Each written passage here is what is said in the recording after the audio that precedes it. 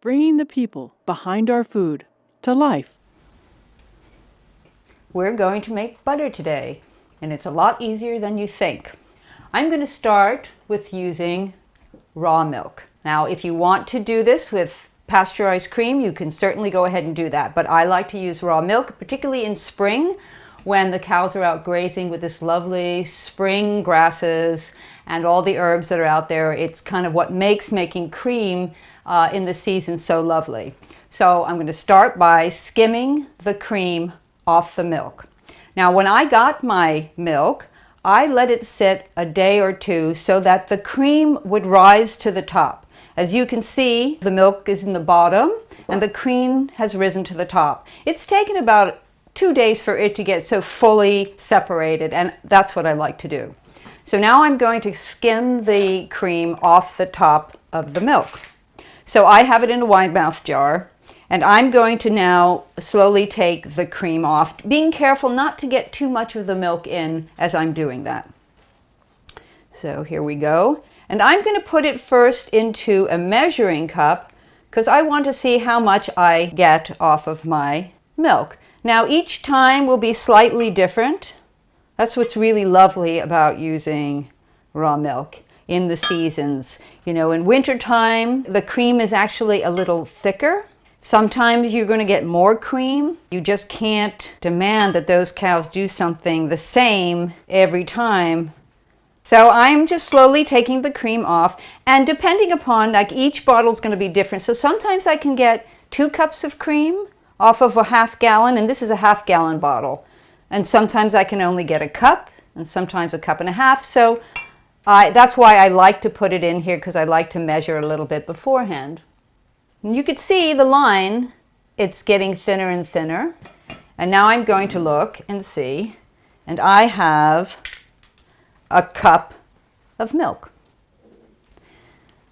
So generally speaking, to 2 cups of milk, I use 1 tablespoon of buttermilk. Now what I'm doing is culturing the cream. Now this is something you could do, you will do when you're using pasteurized cream as well that you get from the store. And when you go get your buttermilk, you want to see what the expiration date is, because the culture is alive, or as alive as it's going to be. So normally I use a tablespoon to 2 cups, but because I have a little bit less than that, I use a little bit less.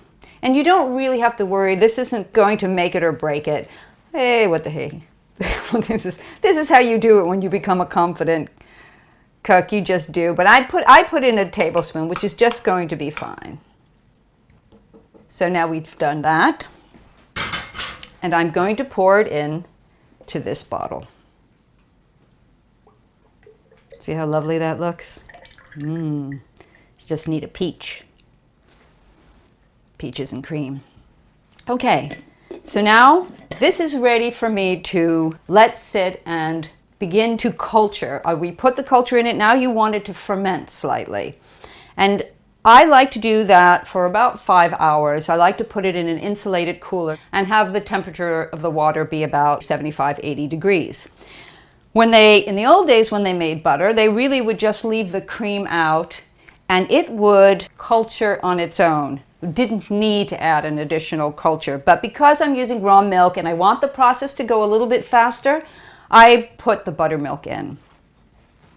So I'm going to put this now into my insulated cooler, and I'm going to take out something that I've already had sitting for 5 hours. I started early this morning, so I'm going to take that out, and that's what we're going to turn into our butter.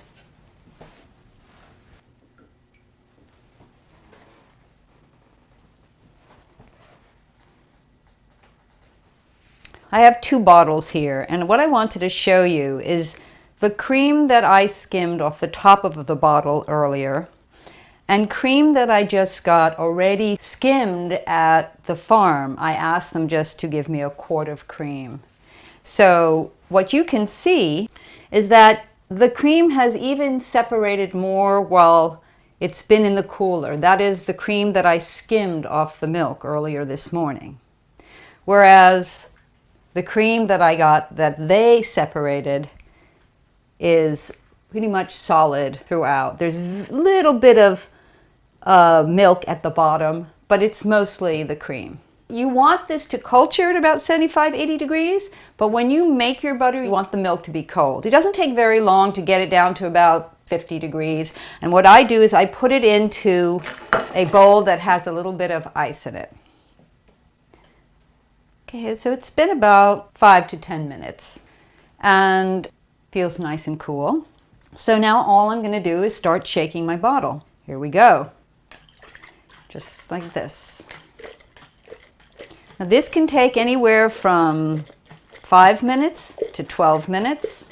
And in the beginning you go fairly quickly. You're just wanting to agitate it quickly. This is actually something the kids would like to do. And as you do this, you will actually begin to feel the weight of the cream sort of changing a little bit, or you'll begin to feel the butter solids sloshing in the jar. So it's been about 5 minutes, and you can begin to see these tiny little clots on the side.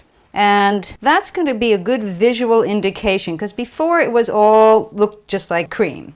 And when you start seeing that, because you could see up here, you're pretty close to being done. And at that point, you want to go a little slower.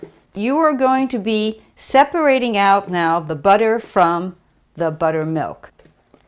So I'm going to go a little slower back and forth, and in a minute it will sound differently as you go back and forth. It will have a bit of a thud because the cream will be butter.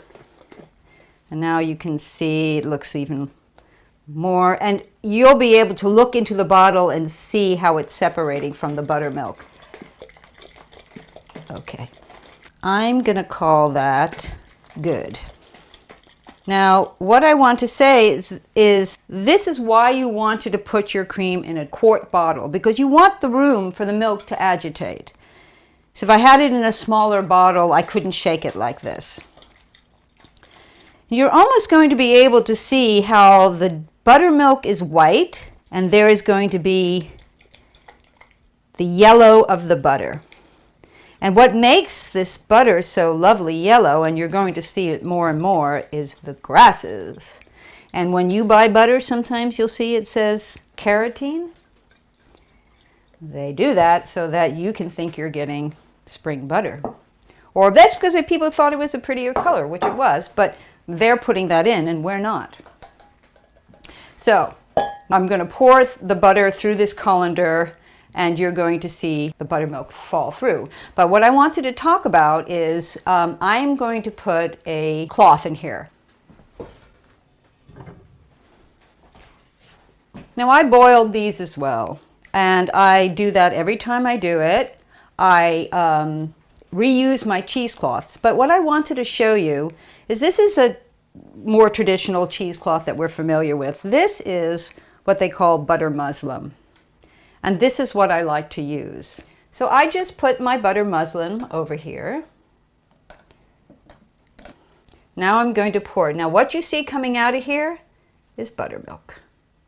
And what you will see coming in a minute is a beautiful golden butter. Ooh la la. Now I'm going to take this butter, and what we're going to do is wash this butter. What you want to do in washing the butter is to get all the remaining milk solids out of it. So I'm going to use the same ice water, and now I'm going to go back and forth. And you'll be able to see how this water starts getting milky color. And that is what we want to do, is get off the milk solids, because it's actually those milk solids that will more quickly turn the butter rancid. Some people like to salt their butter for that reason, but I like, when I go through the effort of doing this, I like to have cream butter that is sweet. You can see it doesn't matter at this point what cheesecloth I use.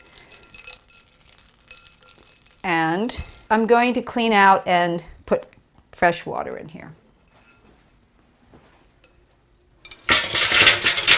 Now I'm going to fill it up with a little bit more ice. So I want the water to be cold.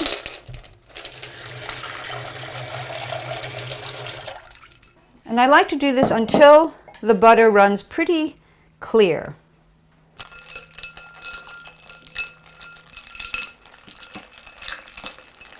So that looks pretty good. Now you can hang this and let it drip for a while if you want to.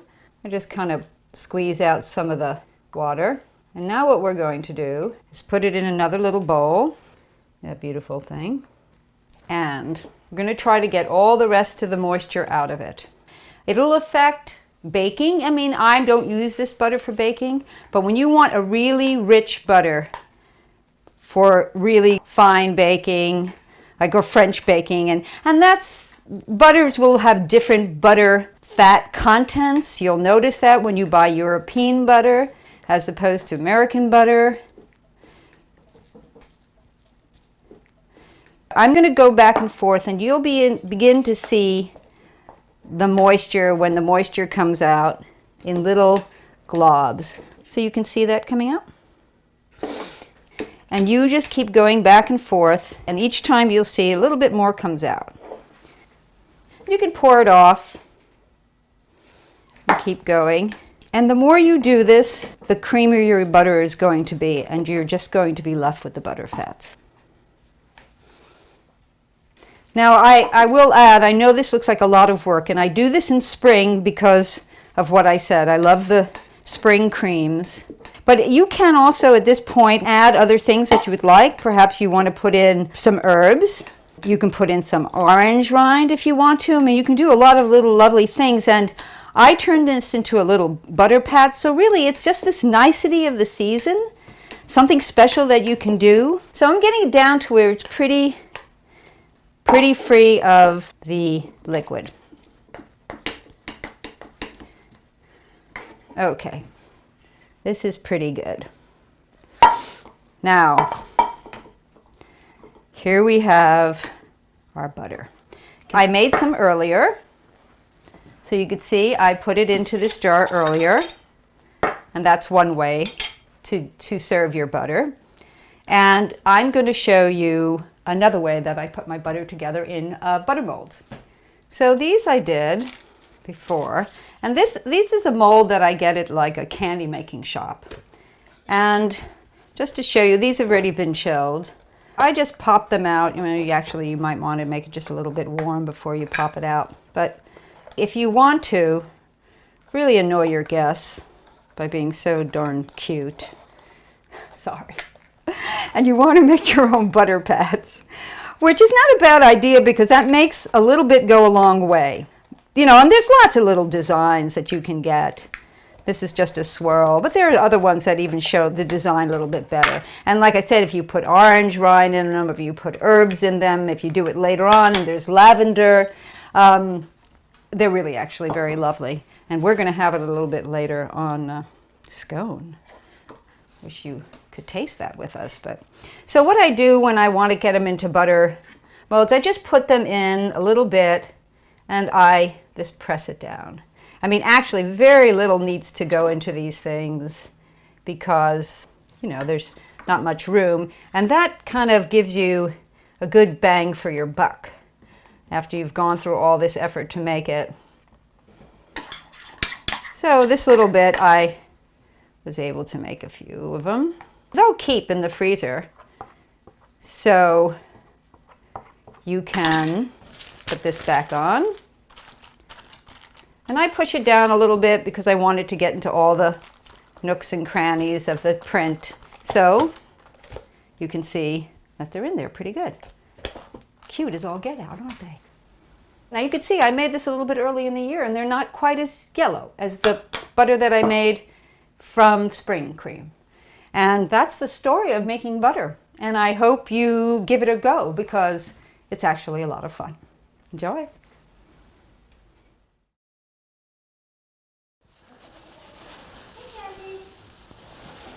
The very last sentence of that article said, "To this day, I've never had store-bought ice cream." Come on, Jasmine. And this light bulb went off in my head. It's like, what are we doing buying cream at the store? Let's go. We need to get a cow.